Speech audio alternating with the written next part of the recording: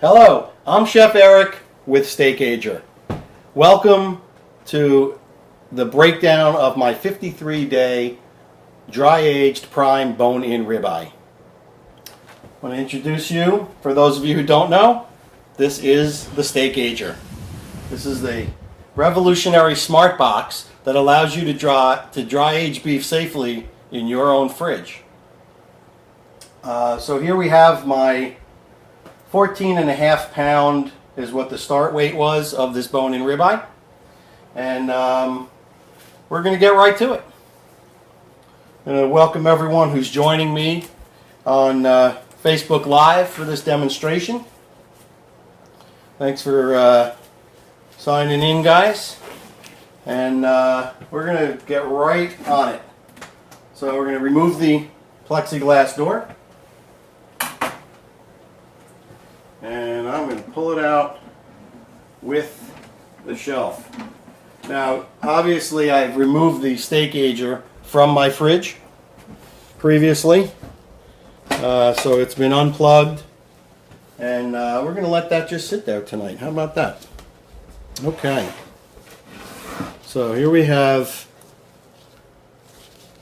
this beautifully dry-aged ribeye. I'm going to remove the shelf.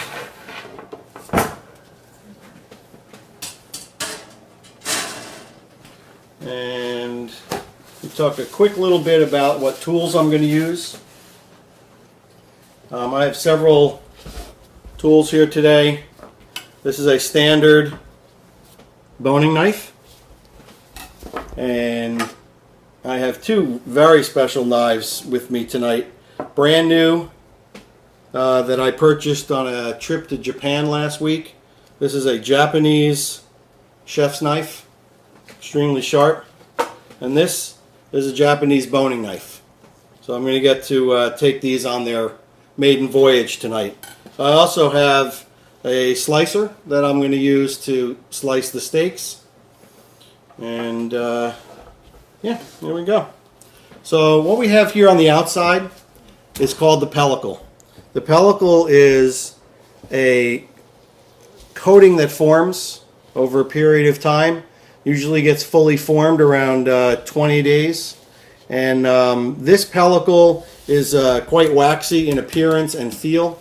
And what that does is it actually encases the meat and protects it so, you know, from over drying.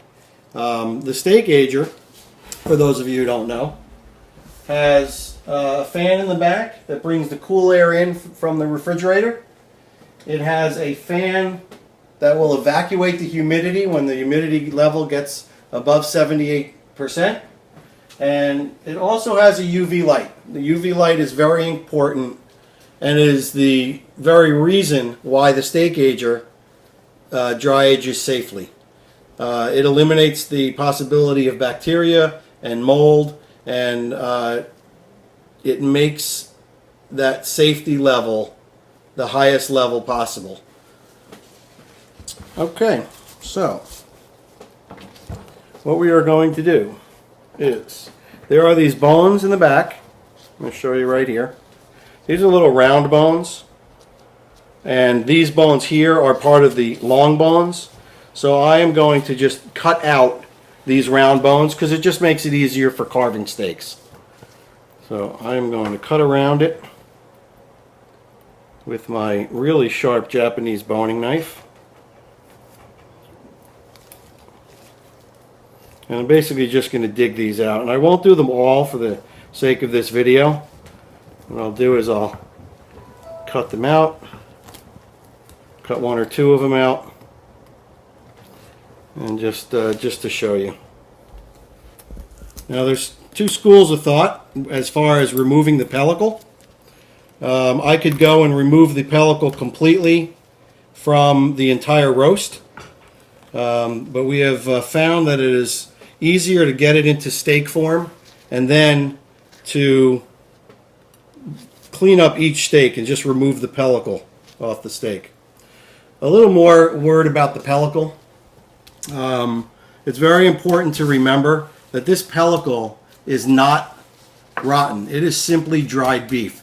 So the entire pellicle that you take off is absolutely usable. I use it to make a wonderful dry aged beef stock. I can reduce that down even further, make a demi glaze. It's can be ground up with fresh meat or dry aged meat and make incredible burgers. So it is usable. I don't like to refer to it as waste because in my kitchen it doesn't go to waste at all. Not at all. So I'm going to remove one more of these round bones. I'm really loving my Japanese boning knife. It's fantastic. And again, I'm only doing this just to make carving the steaks that much easier. Okay, and after this, I am going to show you what the ends of the roast look like. Because a lot of times what will happen is, from the dry aging process, the ends will concave, which is completely normal. It should be expected. Depending on the piece of meat, it'll be more concave or less. And that's a interesting point about each roast. Every dry aging session, and this must be my 7th or 8th, is completely different. Every piece of meat is completely different. There are factors involved. There's ambient humidity that doesn't have a huge effect, but your refrigerator might have to work harder if there's more ambient humidity or higher temperature. So it has an effect on the dry aging of each roast. So yeah, it's every piece of meat. It's like a treasure. You never know what you're going to get until you cut it open. So I'm going to remove this round bone, like so.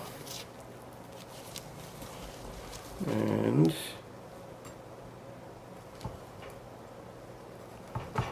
there we go. Okay. So here, let me show you what the end looks like. So here you can see there is what I'll call a slight concave on this one. I've had them less concave and I've had them more concave, but this one actually looks pretty good. This side isn't concave at all. Now what I'm going to do is I am going to cut off the leading edge, and this is the kind of the moment of truth when you get to reveal the actual marbling of this cut of meat. From Brian Perlin, did you make it to Kyoto while in Japan? Where did your knives come from? Yes, we did make it to Kyoto. I have a knife. These knives were bought in Kyoto in a kind of a high-end knife store. It's really great. They have my name carved in the handle, my name in Japanese. Okay, so One second, Nicholas Johnson said, I always cut the ends before aging to make trimming the end pieces easier. interesting. Yeah. So here we have the end. This is going to be awesome in stock. Okay. We were talking about knives.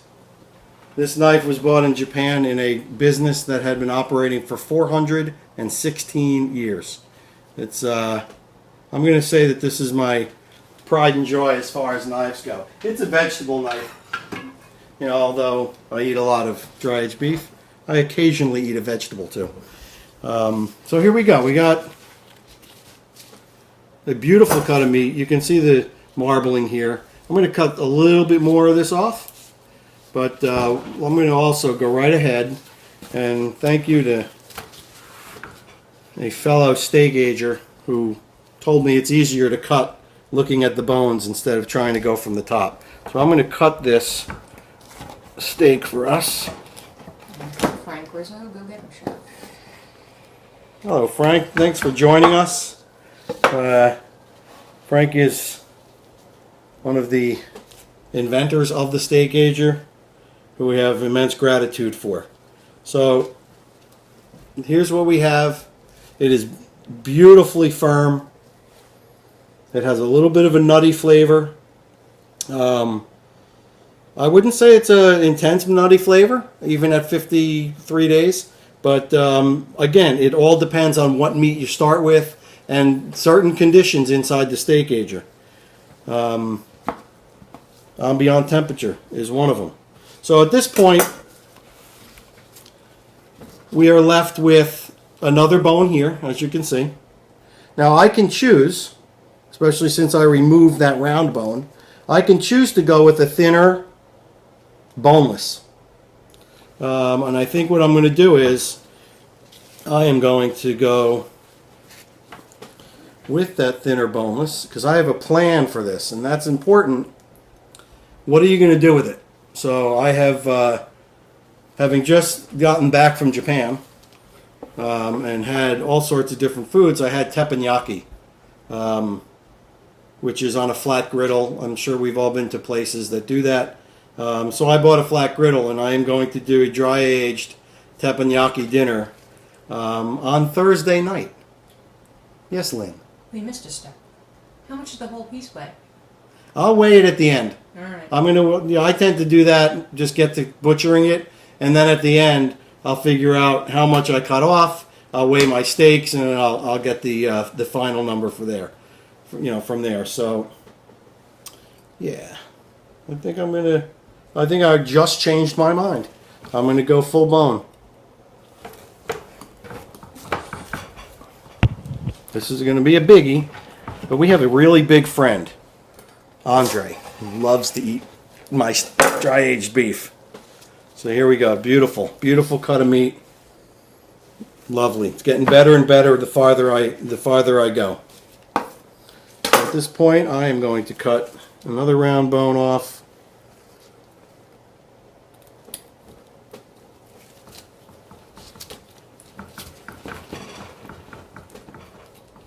This is really, it's the final day of your dry aging session. It's like Christmas. It's like Christmas every 28 or 48 or 58 days, or 158 days, depending on how long you want to go. I'm from Adam Bellinger. How thick are those? Okay, well this steak this is about 1.5 inches, maybe 1.75 inches. It's a pretty nice sized steak. This actually has a large piece of fat here. So when you get down to what the edible meat portion is, it's doable. I don't think you'll find steaks this thick in most supermarkets. And you have any idea what a restaurant will charge you for a steak like this, dry aged for 50 days? Most of them only do it for 28 days and capitalize on the dry aged beef. Yeah, this would be a $50 to $80 steak right here.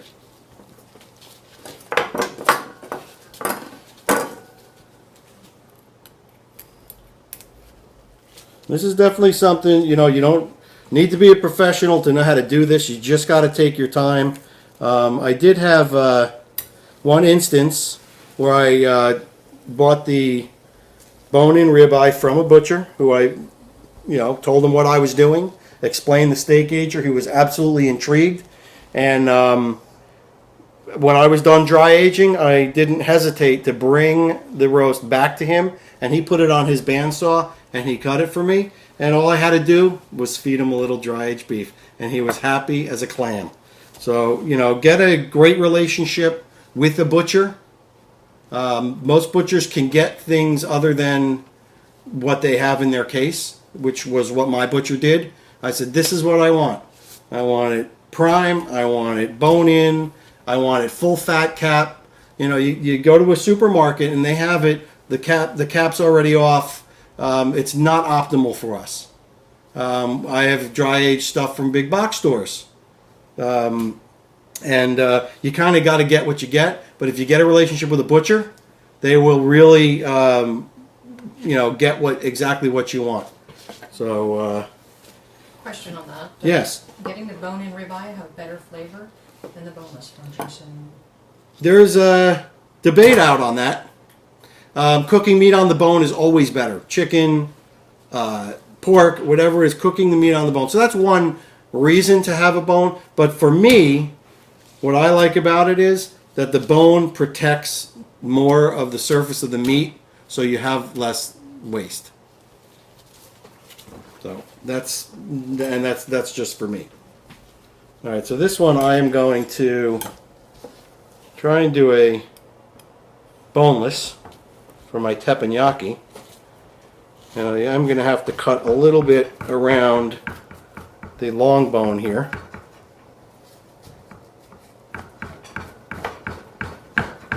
Real important to have sharp knives, guys and gals. So here we have, that'll be beautiful for teppanyaki.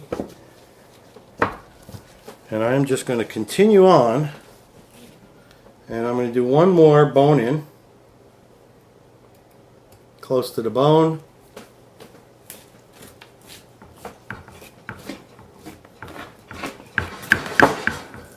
Gorgeous.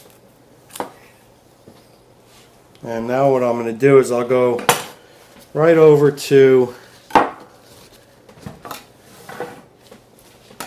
showing you how to remove the pellicle. So here we have this beautiful steak. You can see the dark waxy surface on the outside here. You can see the fat here is a little bit waxy, but it's, I don't know if you'll be able to get this on camera, but it's very, very thin. So you just got to trim a little bit off of the pellicle. So what I'm going to do, I'm going to cut it here. I'm going to see if I can peel it, because there is that layer. It's like a silver skin, almost papery. And you can peel some of it off. You don't necessarily have to cut it. Would you suggest aging a meat that has already been aged, or should we only age fresh from the butcher? So, is that wet age versus dry age? Yeah, there is most meat that you buy in the supermarket or big box stores is wet aged. Wet aged simply means it has been cryovac in a vacuum bag, and it's been boxed. They call it boxed beef. That's what my butcher calls it, boxed beef. That's versus hanging beef, which has been slaughtered and it has hung maybe for a couple of days, and that is still considered fresh because it has not been wet aged. I have done both. I prefer the hanging beef that has not been wet aged, because I feel that it benefits from the dry aging process better than wet aged beef. But I don't want you to get me wrong. If we dry age wet aged beef, the transformational benefit is phenomenal. It will still be the best steak that you've ever had.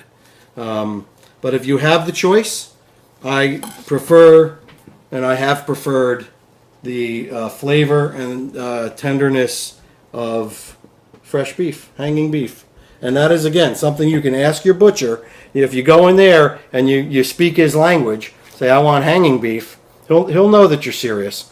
He'll know that you're someone that knows what they want.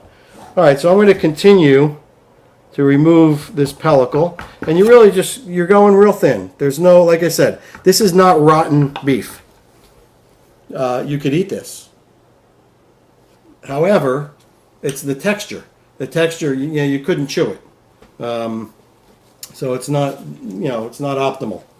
I'm going to carve this down. Now, of course, the more of the dark part that you leave on, the higher the level of nuttiness, the flavor. So, it becomes a personal preference. What's your threshold? Usually, or recently, I've dry aged for 35 days because I do not live alone, and both of us are eating it, so we have to find that happy medium where we're both satisfied with the flavor. 53 days is the longest that I've gone. I'm actually looking forward to checking out the tenderness of this. And you start out with good beef, like prime. you're absolutely guaranteed that you're going to have a great steak, even when it comes out of the Steakager. So yeah, this is about all that I'm going to trim. I'll get rid of this little fat on the end here, go close to the bone. Now this fat, you can render. You can render this fat down if you have the ability to do it outside. I would do it outside because it does put off a smell, an odor. So you can do this outside. We were in Japan and we had bread served with Kobe beef fat butter. So it was butter mixed with Kobe beef fat, and it was absolutely phenomenal. So dry aged beef, I have no doubt that it would be incredible. So just trimming some of the fat. And of course, this fat, when you're cooking it, either reverse sear on a hot grill, this fat will crisp up and get really, really delicious.